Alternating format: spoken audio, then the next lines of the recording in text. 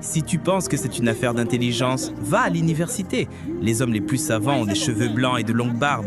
Ils ont lu tous les livres, ils connaissent toutes les lois de la nature, mais ils sont juste des professeurs. Certains sont tellement intelligents qu'ils sont au bord de la folie. Ils mettent licence ou master sur leur tête, mais ça ne change rien. Ce n'est pas l'intelligence qui crée la richesse, c'est la sagesse, et la sagesse vient du monde spirituel. Alors quand un homme comprend qu'il est un apôtre pour l'économie, la sagesse pour créer la richesse devient sa priorité.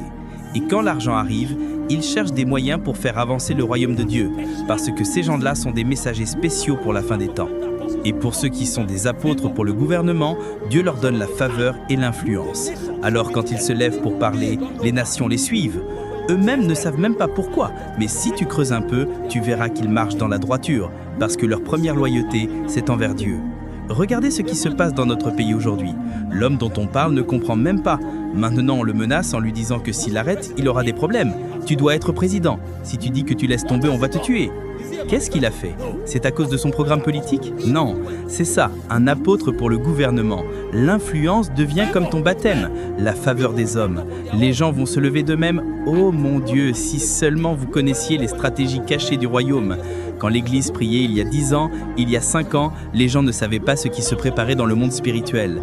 Et maintenant, quelqu'un s'est levé et il ne sait même pas comment il est arrivé là. Tu ne penses pas qu'il est soutenu par les prières de l'Église? C'est parce que Dieu l'a choisi comme apôtre pour le gouvernement. C'est pour ça qu'on ne peut pas arrêter de prier, parce qu'il ne sera pas le seul. Très bientôt, ça deviendra une armée de sénateurs. Donc, quand nous prions, voilà le genre de personnes qui se lèvent. Et quand ces gens arrivent au pouvoir, on doit leur expliquer. Tu n'es pas influent parce que tu es intelligent.